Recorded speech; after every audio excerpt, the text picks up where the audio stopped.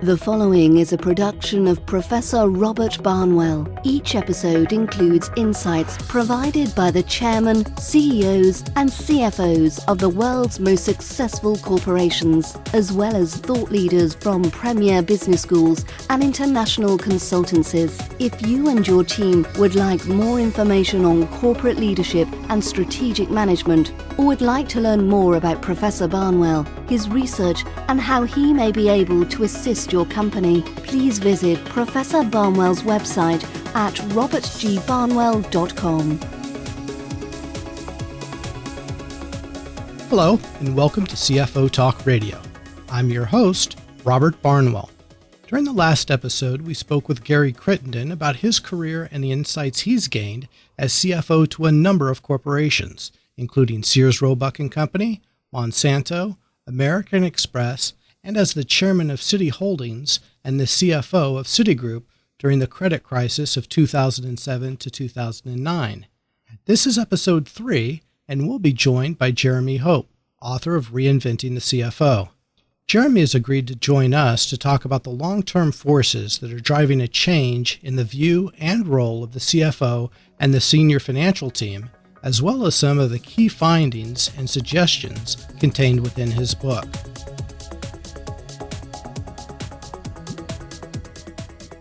Jeremy, welcome to CFO Talk Radio. Yeah, it's great to be here with you.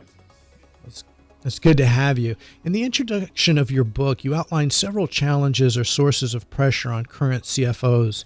Can you walk us through each one and let us know how or if these have evolved since the publication of the book? Sure. The book was published in March 2006, so that was obviously before the onset of the credit crunch and the recession that followed from it. It's probably, I know it's a generalization, but in my observation, it's true to say that finance, or the CFO in particular, has not come out of the credit crunch particularly well. I think for several reasons. In many of the high-profile cases that we've all witnessed, particularly in the banking world, it's become fairly evident that while they were spending huge sums on risk management and detailed control systems, they had hundreds, in some cases thousands of controls and KPIs, but they didn't seem to have any, in inverted commas, control. And I think the reasons are that the whole management system over which the CFO has probably more influence than anyone else hasn't evolved at the speed that business and the competitive pressures have evolved across the world. In other words, the management system is still basically an annual plan and budget and performance measures linked to the budget, incentives tied to it. The assumption underlying all of this is that senior management, the corporate center, if you like, can predict and control the business over the next 12 to 18 months. It's fairly evident now, and it always has been to some people, including myself, that this has never been true, but it's glaringly obvious now as never before. In other words, striking an annual plan and marching the organization to the drumbeat of the plan and making people throughout the organization explain variances to the plan is rather a quaint, if you like, but I would say probably an insane way to run a business when you can't predict the key assumptions in your model more than days and weeks, never mind months and years ahead. So the whole credit crunch has brought a lot of pressures on the CFO. To be fair, of course, a lot of the pressures, what I've called, we can look at the pressures in two ways, some of which are external if you like, beyond the direct control of individual CFOs, and some are internal. The key external pressures are that the way that value is created in organizations today has moved on. It's no longer driven by physical assets, land and buildings and plants and fleets of vehicles and so on in the balance sheet, but it's driven usually by other factors such as innovation, talented people, being able to respond rapidly to unpredictable things that happen. Maintaining low costs and being efficient has always been a key value driver, but even more so in the globalized world that we have at the moment. So we've got pressures coming through, new success drivers, what drives value in organizations and how our management systems are geared to understanding and explaining these drivers to the rest of the organization. That's a key role for the CFO today. And of course, a lot of their time has been taken up with demands that have resulted from the first wave of corporate collapses in the early 2000s, the Enrons and WorldComs and Tycos and all of that. They all happened around 2000, 2001, but of course led to Sarbanes-Oxley, and in turn led to a lot of pressure and work in the whole compliance area. And that has consumed a lot of time in the finance arena and deflected, I think, a lot of CFOs from the real key issues. And of course, then shareholders themselves, driven by maybe private equity and high-performing organizations generally, shareholders have become far more demanding. They're demanding better, faster information. They're demanding more focus on value creation rather than just the traditional stewardship and accounting roles. We've had new accounting standards, of course, IFRS, and all of this is sort of crowded in and put great pressure on the finance function. Well, I'll tell you, Jeremy, I am now thoroughly depressed.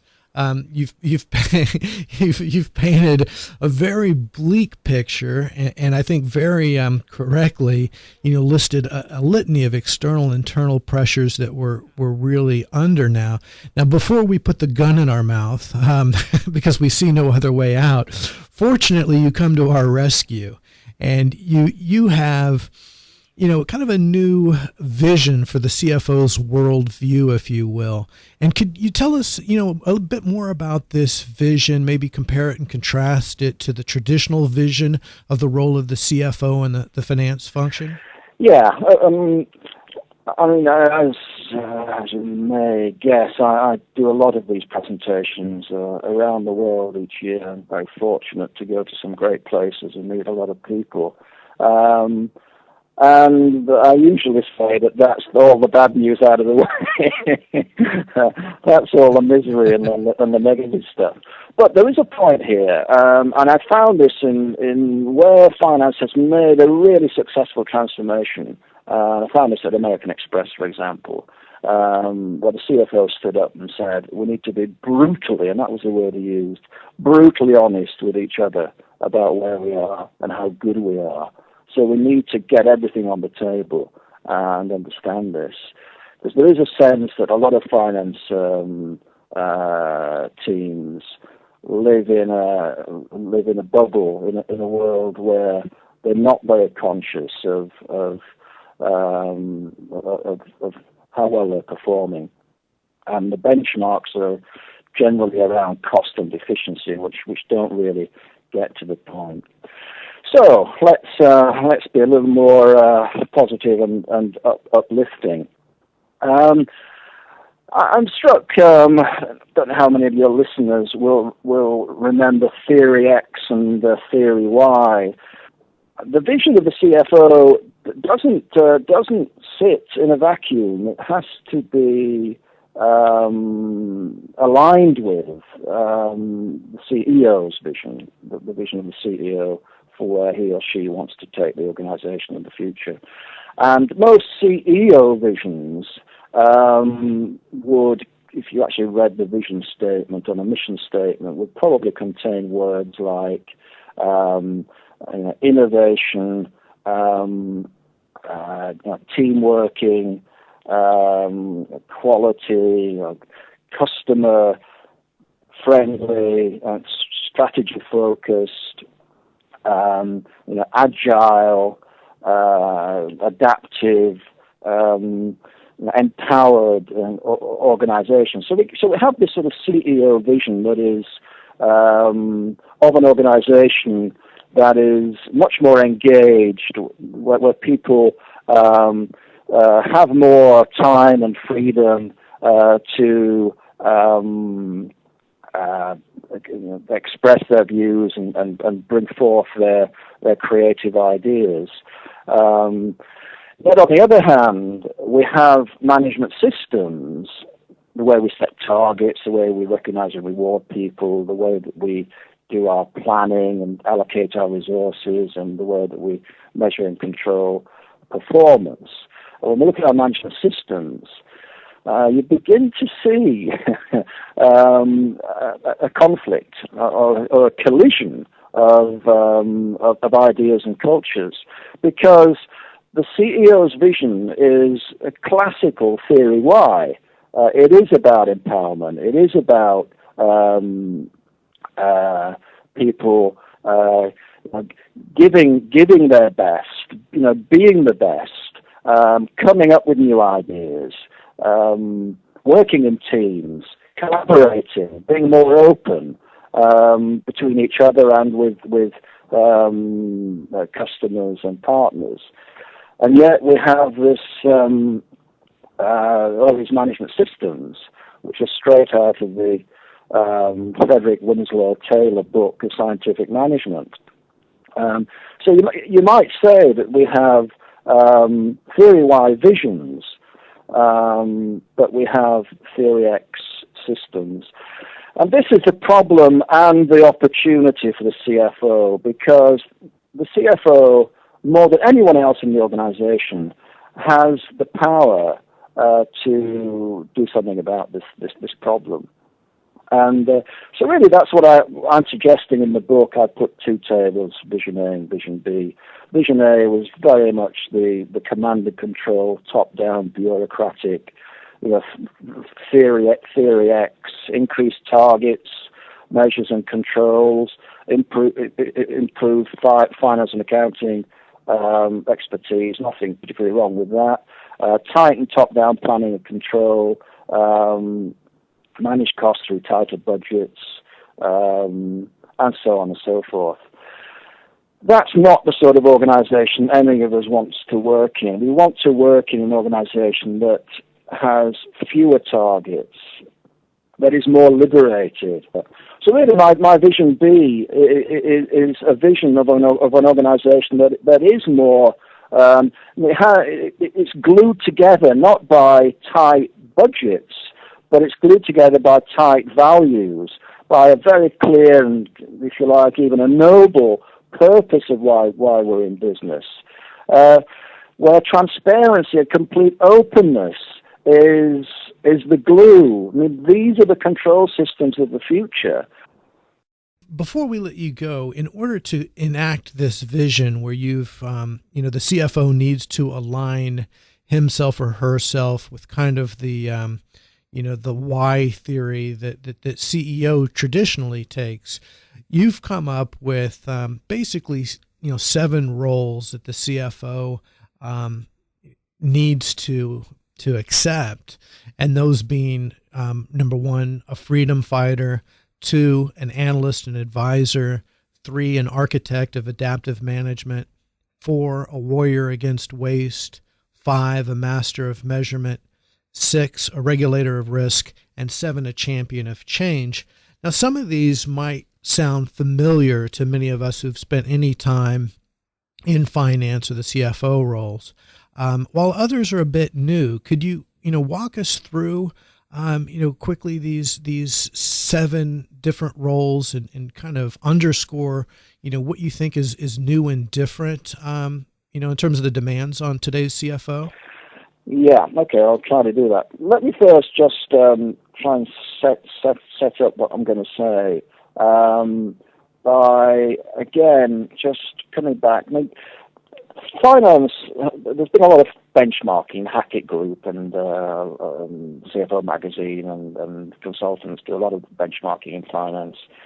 And it's probably true that most, if you look at the split between what we might call efficiency and effectiveness, if we define efficiency in finance as managing the back office, the transactional systems, the budgets, the controls, the reporting, everything that we used to call, the month end, the year end, everything that we used to call accounting, and effectiveness being all the decision support, the business partnering, the added value, risk management may be part of this. What we find traditionally is that there's around an 80-20 split, okay?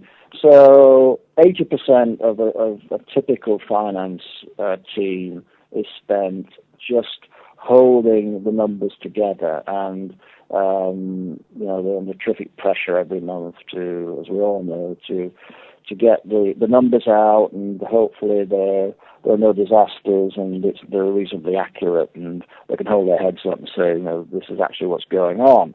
And then they've got maybe 10 or 20% of their time to do the sexier stuff, the added value stuff. The interesting thing is, when I wrote this book in 2005-2006, the only other major book on CFO was written by the Price Waterhouse, as it was then, cost and management team, back in 1997. It was called CFO, the Architect of the Corporation. And on page 3 of that book, they had a chart showing the existing position vis-a-vis what I've just mentioned, between efficiency and effectiveness, and what their vision was for the year 2000. This was 1997, remember. And it just hasn't changed. It hasn't changed in 10 years. This is, we really haven't moved that far. But when you look at benchmarking results, you find that there are a group of organizations that have really moved quite a long way. So that 80-20 has become more like 50-50. In other words, they spend 50% of their time on basic accounting functions, and 50% of the time and resource in finance is spent on analysis, on partnering, on adding value. So how do you go from 80-20 to 50-50? I spend a lot of my time in seminars, workshops, trying to help the finance teams understand how you do this. Of course, you can maybe do it by taking on a lot more expensive people, but that's usually not an option. So the only real way we can do it is to change the distribution of the pie, if you like. In other words, the 80% that we're spending our time on, we've got to cut a lot of that work out. And that links back to the points I was trying to make earlier about, we're spending too much time, there's too much detail going through our systems. We can't see the forest for the trees. We're drowning in data yet thirsting for knowledge. We've all heard these little pithy aphorisms over the years, and they're all true, and they're probably getting worse. The big part of this is the budgeting system. It consumes huge amounts of our time for very little benefit. So these are the challenges that finance has. That, it ends up being a mindset challenge. It always does. Am I optimistic? It's a hard question to answer. I think I'm optimistic maybe for the next wave of CFOs coming through. Very hard if you're maybe 50, 55, 60 plus to actually make some of these changes, because the perceptions are that they are risky. I would argue that they're not. Gary Hamel, who's probably the world's greatest thought leader in management at the moment, once said that about risk, and he said this, he said that in some cases, and I would argue this is one of those cases, that doing nothing is the greatest risk of all. And I think that's where we are in finance right now. I think that's a terrific thought to end on. You've certainly gave us an awful lot to reflect on and to aspire to. We've been talking with Jeremy Hope, author of Reinventing the CFO, which is available from Amazon, Barnes & Noble, Borders, as well as any number of independent bookstores near you. Jeremy, I really appreciate you joining us on CFO Talk Radio, and I hope we can count on you to visit with us again sometime soon. No, it will be an absolute pleasure. Terrific. That was Jeremy Hope, author of Reinventing the CFO, discussing the evolving role of the CFO. Please join us for our next episode when we speak with RSM McGladrey's Bill Spiesman. Bill is a managing director with RSM McGladrey's Transaction Support Services, and he's agreed to join us to talk about the due diligence demands of international merger and acquisition transactions. Until then, this is Robert Barnwell and CFO Talk Radio wishing you all the best. We hope that you have enjoyed this episode and found the material of value. To download a transcript of this episode, receive a free subscription to the show, or to learn more about this subject, we encourage you to visit Professor Barnwell's website at robertgbarnwell.com to explore the many executive briefings, presentations, case studies, and other resources available for immediate download. This has been a production of Robert G. Barnwell. All rights reserved.